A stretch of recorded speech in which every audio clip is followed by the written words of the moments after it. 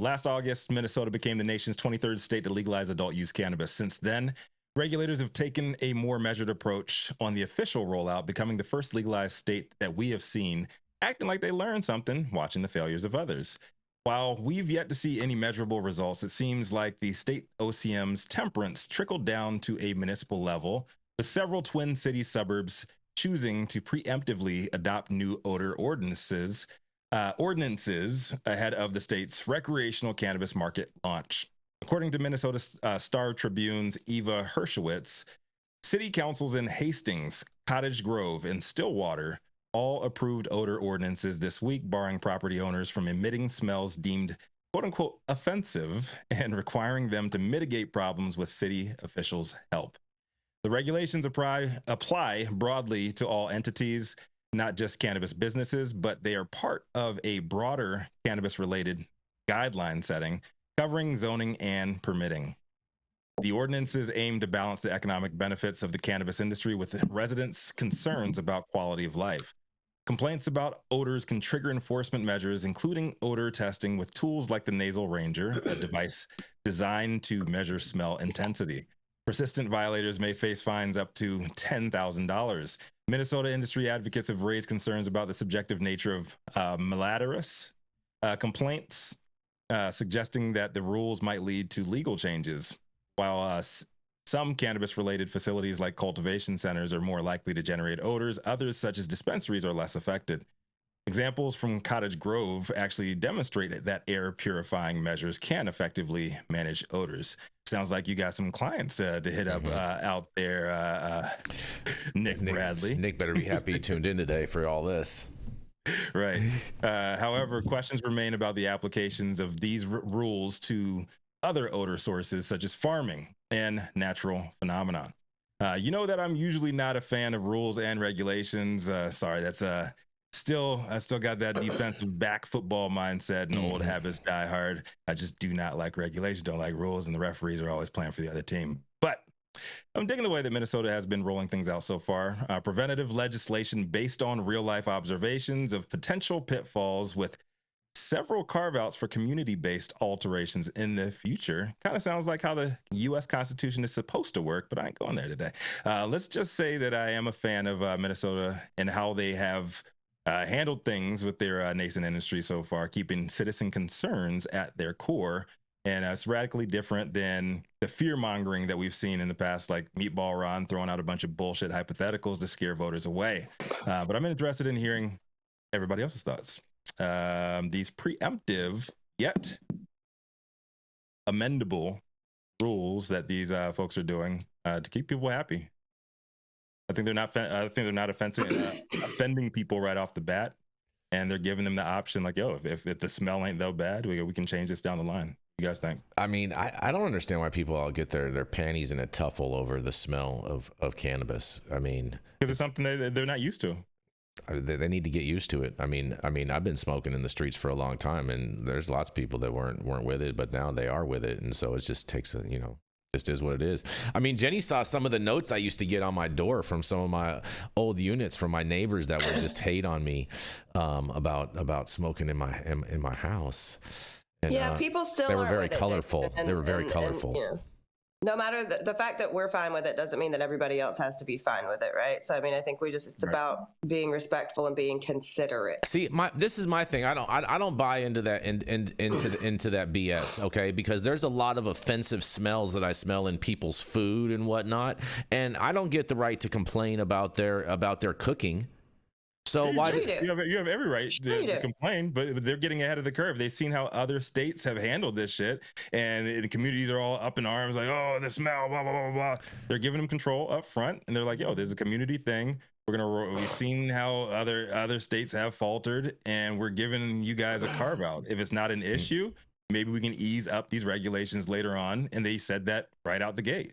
I think it's masterful politics right off the bat. I was Well, there's also an underlying stigma, right? That people have the misconception that if they smell cannabis aroma, that they might be affected by that aroma. And I think we haven't done a good enough job explaining to them that doesn't occur, and so that myth continues. That's fair too, Doc. That's fair, very fair point right there. Jesse, what do you think about the smell of weed? I mean, I understand that people, smell things and just don't like them, or as Dr. Talleyrand just said, they think they're getting high when there's no possible way that that's happening. Yeah, that's but that ridiculous. Just goes back to reefer madness and what we've been dealing with for 100 years. I mean, it's like people that think that tells contact the same old story. Yeah, it just tells the same old story that we have 100 years of propaganda that we're fighting, and it's really hard. Yeah, I think it's good. I think it softens the blow. Right. Yeah. You're definitely going to have some naysayers and a bunch of prohibitionists coming out there. Oh, the smell is killing me. You got Ron DeSantis down there saying like, you're going to smell it absolutely everywhere. Everybody's going to be catching contact eyes. They're getting ahead of that. And they already muted that bullshit backlash right there. So I think anyone that's complaining about the smell of weed is just totally ridiculous. It's totally a meritless complaint, in my opinion. Yeah, you're entitled to that, and they're entitled to theirs, right? Yeah, they just happen to be wrong. Like I said, they're that's the thing. They can be wrong all that they want. You know what I mean? This is America. So if opinions are like assholes, some assholes are wrong, is what you're saying? Yeah, but mine's clean.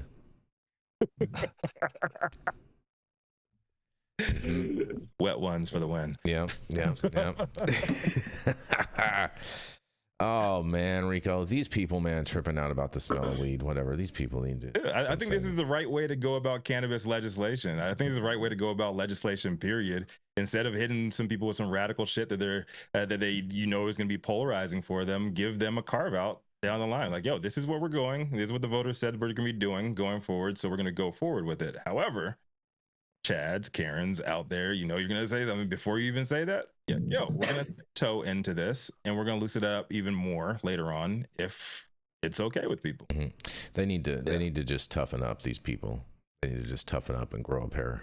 That's how you get all these political arguments and shit, man. That's why we got people at each other's throats right now. They try to come all like, this is all that matters, and your opinion doesn't matter at all. Like, how's that work? If you walk the streets of New York 10, 15 years ago, you would smell diesel exhaust, urine, that's my pretzels, point, and chestnuts. Now, when you walk the streets of Manhattan, it is under a permanent cloud of weed smoke. Hold on, don't forget about all the homeless piss and shit all over the place too, Dr. Mark. And shell casings too in New York City now. That's Chicago, Rico. No, that is New York City. Do cities ever smell good? Like, there's nothing in a city. If you're on the street in a city, there's no good smells. I mean, have you ever been in Colorado? Jenny, you remember being in Colorado and you passed the Purina dog food factory? Oh my God, like that's like the worst smell ever. That's the worst. They're not. That's not the worst smell. The worst smell is going up the 5 and smelling all the pig shit. No, I think the Purina factory is worse than Harris Ranch. No, Harris Ranch, you got to turn your AC off going through. I think there's people in Wisconsin that would beg to differ when they drive back by the head cheese factory every day and smell the smell of boiling brain fat. I have not driven by the I have not driven by a cheese factory in Wisconsin, Jesse. So maybe head cheese. Head cheese. The head cheese. Very different thing. Is that the ones that they wear on their head? Google it. Just Google head cheese, bro. You'll understand. And there is a town where head cheese is specifically made, and there is a factory, and people do have to drive by it. And apparently, this is anecdotal. I've never actually driven by it, but apparently it is actually the worst smell ever. Interesting. Jesse, this is.